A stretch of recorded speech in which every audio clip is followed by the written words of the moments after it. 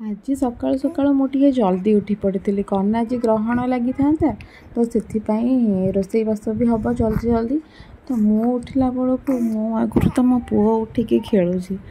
ତ ମୋତେ ଟିକେ ଖୁସି ଲାଗିଲା। ତାପରେ କବାଟ ଖୋଲିକି ଦେଖେ ତ ମାଙ୍କଡ଼ ଗୁରା ଆସିଛନ୍ତି। ଭାବିଲି ମାଙ୍କଡ଼କୁ ଯାଉଛି ଦୁଇଟା ବିସ୍କୁଟ୍ ଦେବି। ପୁଣି ଭାବିଲି ମୁଁ ତ ଏଇନା କାମରେ ଯିବି, କେତେବେଳେ ଆସିକି ମୋ ପୁଅ ପାଖକୁ ପଳେଇ ଆସିବି ଯଦି କଲା ଆଉ। ମୁଁ ଆଉ ତାଙ୍କୁ ବିସ୍କୁଟ୍ ଦେଲିନି। ତାପରେ ଗାଧୋଇ ପାଧୋଇ ପଳେଇ ଆସିଲି ମୋ ରୋଷେଇ ଘରକୁ। କାମଟା ଜଲ୍ଦି ଜଲ୍ଦି ସାରିବାକୁ ପଡ଼ିବ ନା। ଆ ଭିତରେ ମୋ ଶାଶୁ ଅଟା ଚକଟିକି ରେଡ଼ି ରଖିଛନ୍ତି। ତାପରେ ମୁଁ ଆକୁ ଏଇନା ପୁରୀ କରିଦେବି ଭାବୁଛି। ରୁଟି କରିବାର ପ୍ଲାନିଂ ଥିଲା, କିନ୍ତୁ ଲାଗିଲା ଆଜି ତ ଆଉ କିଛି କାମ ନାହିଁ, ଟିକେ ପୁରୀ ଛାଣିଦେଲେ ଦିନ ସାରା ବସିକି ଟିକେ ଆରାମସେ ଖାଇବା ଆଉ।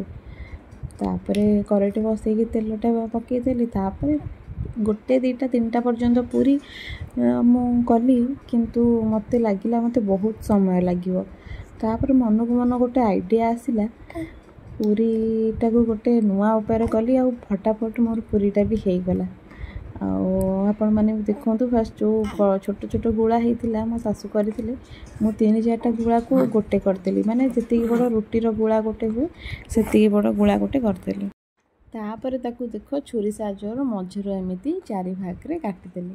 ଅବଶ୍ୟ ପୁରୀଟା ପୁରୀ ଭଳିଆ ହେବନି, ପୁରୀଟା ପରଟା ଭଳିଆ ହେଇଯିବ। ହେଲେ ହଉ, କ'ଣ ହେଲା, ବହୁତ ସମୟ ବଞ୍ଚୁଛି ଆଉ ବହୁତ ଫଟାଫଟ ବି ହେଇଯାଉଛି। ଯଦି ଆପଣଙ୍କୁ ମୋ ଆଇଡ଼ିଆଟା ଭଲ ଲାଗିଲା ତାହେଲେ ନିଶ୍ଚିନ୍ତ କମେଣ୍ଟ କରିବେ ଆଉ ଲାଇକ୍ କରିବେ। ତାପରେ ଏମିତି କରିକି ମୁଁ ଫଟାଫଟ ପୁରୀ ଛାଣିଦେଲି। ତାପରେ ଆଉ ଦିନର ଖାଇବା ପିଇବା ସବୁ ରେଡ଼ି ହେଇକି ଖିଆପିଆ କରିଦେଲୁ। ଗ୍ରହଣ ଲାଗିବା ପାଇଁ ସବୁ ରେଡ଼ି। ତାପରେ ଏମିତି କରିକି ସବୁ ରୁଟିକି ମୁଁ ସେଇଭଳିଆ କାଟିଦେଲି। ସବୁ ରୁଟିକି ସେମିତି କାଟିକି ମୋର ପୁରୀ ଛାଣିଲି। ଆଉ କି ମଜା ଲାଗିଲା। ଆଜି ବହୁତ ଫଟାଫଟ ହିଁ ହେଇଗଲା। କମ୍ ସମୟକୁ ଭଲ ଆଇଡ଼ିଆଟେ ମୁଣ୍ଡକୁ ପଳାଇ ଆସିଲା। ନେକ୍ସଟ ଟାଇମ୍ ଆପଣମାନେ ବି ଏମିତି ଟ୍ରାଏ କରିବେ, ଦେଖିବେ କେମିତି ଲାଗୁଛି। ଆଉ ତାପରେ ମୋ ପୁରୀ ଗୁଡ଼ାକ ବି ବଢ଼ିଆ ସେ ପୁରା ଫୁଲୁଛି, ପୁରା ମସ୍ତରେ ଫୁଲୁଛି, ବଢ଼ିଆ ଦେଖା ବି ଯାଉଛି। ତାପରେ ଏମିତି କରିକି ସବୁଯାକ ମୁଁ ପୁରୀ ଛାଣିଦେଲି ଆଉ। ତାପରେ ଦେଖିବା କରିସାରେ, ତାପରେ ଖାଇକି କହିବି କେମିତି ଲାଗୁଛି। ଏମିତି କରିକି ସବୁଯାକ ପୁରୀ ମୋର ଜଲ୍ଦି ପୁରା ଶେଷ ହେଇଗଲା।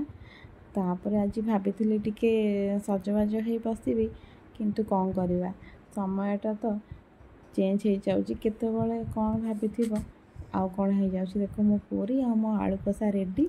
ଏବେ ଟିକେ ଖାଇଦେବା। Bye bye.